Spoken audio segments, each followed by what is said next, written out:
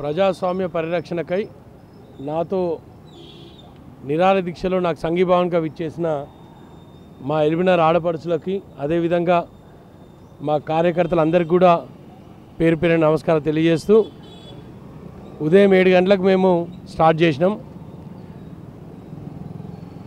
ఈ నిరాహార దీక్ష చేయడానికి ప్రధాన కారణం ప్రజాస్వామ్యాన్ని పరిరక్షించాలి, సేవ్ డెమోక్రసీ. 12 ఏళ్ల పిల్లగాని కూడా మద్యం అలవాటు చేసి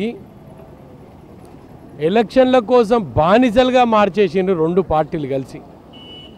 మునుగోడు ఎలక్షన్లో ఎవరిని అడిగినా చెప్తారు, డబ్బు ఏరులై వారింది, మద్యం ఏరులై వారింది. అసలు డబ్బులు ఇస్తే తప్ప ఇంట్లోకి వెళ్ళి రామనే పరిస్థితికి ఈ నాయకులందరూ తీసుకొని వచ్చారు ఎలక్షన్ని. ఇది మారాలని నేను కోరుకుంటున్నా. మేమందరం సుఖమని నేను చెప్తలేము. మా లోపల కూడా మార్పు రావాలి.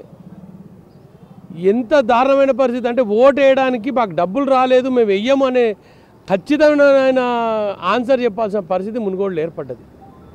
దేనికోసం ఇది? ఏ రోజు కూడా మునుగోడులో మేము 20 రోజులుగా మేము ప్రచారం చేస్తున్నాం.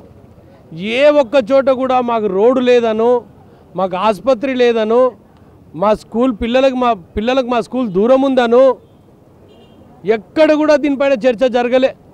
నాయకులు కూడా చెప్పలే మీకు స్కూల్ కట్టిస్తాం అనలే, ఆసుపత్రి కట్టిస్తాం అనలే, రోడ్ వేపిస్తాం అనలే, మంచినీళ్ళు తెప్పిస్తాం అనలే. వాళ్ళు చెప్పిందల్లా ఒకటే. నాయకులంతా కూడా అన్ని పార్టీల నాయకులు మేము 10,000 ఇస్తామని ఒకరు చెప్తారు ఓటుకి, మేము 20,000 ఇస్తామని ఒకరు చెప్తారు, మేము తులం బంగారం ఇస్తామని ఇంకోరు చెప్తారు.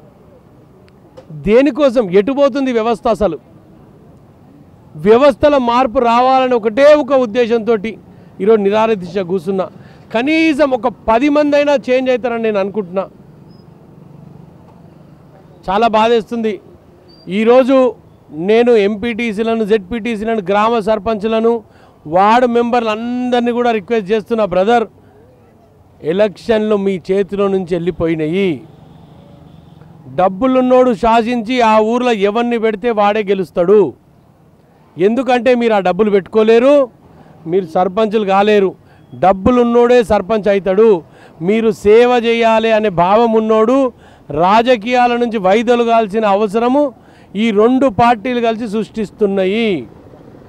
100 కోట్లకు అమ్ముడుపోతున్నారండి ఎమ్మెల్యేలు. మీరు బట్టబయలైందిగా నిన్నగాక మొన్న బీజేపీ పార్టీ చేసింది. దానికనే ముందు మా కాంగ్రెస్ పార్టీలో 12 మంది ఎమ్మెల్యేలు టీఆర్ఎస్ పార్టీకి ఉన్నది. ఇటు వీళ్ళను కొంటారు, అటు వాళ్ళు కొంటారు, జెడ్పీటీసీలను కొంటారు, ఎంపీటీసీలను కొంటారు, ఎంపీపీలను కొంటారు, సర్పంచులను కొంటారు. ఏంది కొనుగోలు, ఏంది అమ్మకాలు?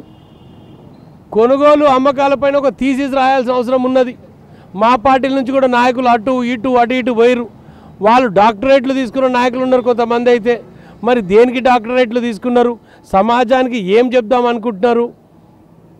ఇవన్నీ కూడా దీని అన్నిటికీ కూడా ఆన్సర్ లేదు. కాబట్టే ఈ ప్రజాస్వామ్యాన్ని, సేవ్ డెమోక్రసీ అనే ఒక చిన్న ఇష్యూ, చిన్నదే ఉండొచ్చు కానీ డెమోక్రసీ కావాల్సిన అవసరమే ఉన్నది.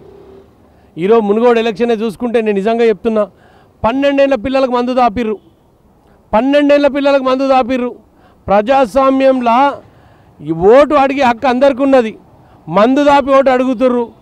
ఈరోజు ఆ 12 ఏళ్ల నుంచి 13 ఏళ్ళు, 14 ఏళ్ళు, 15 ఏళ్ళ పిల్లలు మందుకు బానిసలై ఇంకో 2 రోజులు అయితే మందు దాపేటోడు ఉండడు. ఈరోజు కూడా కొంచెము ఓల్డ్ స్టాక్ ఉండొచ్చు, అది ఇచ్చేస్తారు నాయకులు.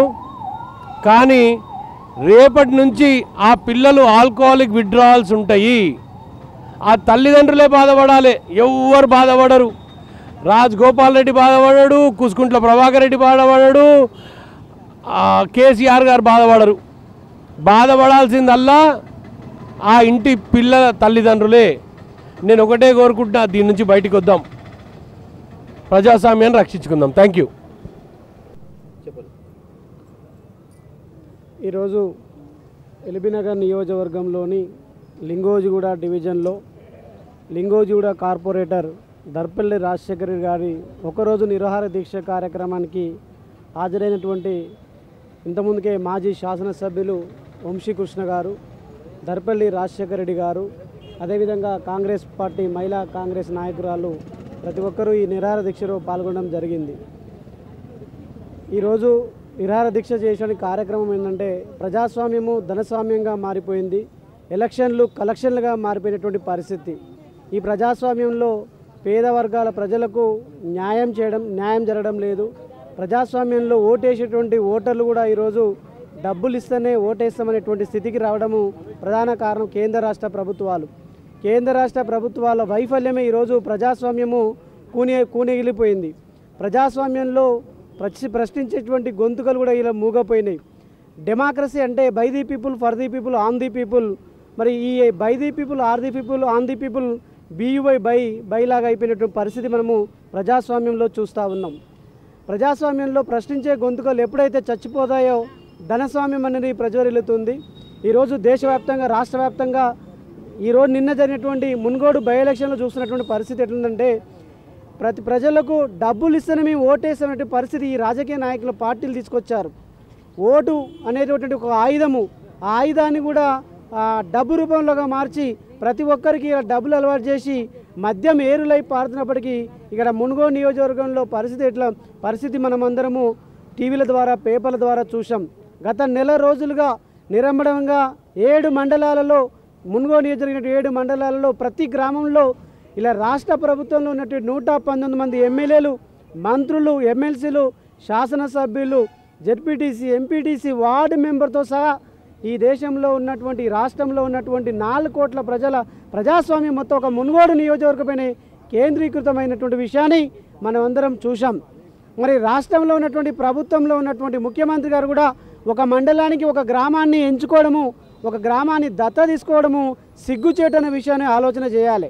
ఇలా రాష్ట్ర ప్రభుత్వం మొత్తము ఒక మున్గోడు నియోజకవర్గం కేంద్రీకృతమై ఆయా నియోజకవర్గంలో పాలన పడకేసింది. ఆ నియోజకవర్గంలో ఎమ్మెల్యేలు మరి అభివృద్ధి ఎక్కడ పోయిందో, ఆ నియోజకవర్గ ప్రజలు ఏ విధంగా బాధపడుతున్నారో మరి అక్కడ ఉన్న శాసనసభ్యులు కానీ ఆ జిల్లా మంత్రులు కానీ తెలియదని ఒకసారి ఆలోచన చేయాలి. ఒక మంత్రి స్థాయి వరకు మంత్రి స్థాయి నాయకుడు కూడా ఒక గ్రామాన్ని యూనిట్గా తీసుకొని ఎన్నికలను ఓట్లని ప్రలాపితం చేసి ప్రజలకు డబ్బులను అలవాటు చేసి మద్యాన్ని అలవాటు చేసి ఇలా ప్రజలను ఎట్లా అంటే బానిసలుగా తయారు చేశారు. చివరికి 14 ఏళ్ల కుర్రోడు కూడా బాటిల్ మూత ఇప్పలేని పరిస్థితిలో ఏ విధంగా మందు తాగాలటువంటి తెలియని యువకులు కూడా ఇలా మందులకు బానిసై మిట్టాడుతూ ఉన్నారు. నిన్నటి వరకు జరిగినటువంటి ఎలక్షన్లో మరి ప్రతి గ్రామంలో విచ్చలవిడిగా మరి ప్రజలకు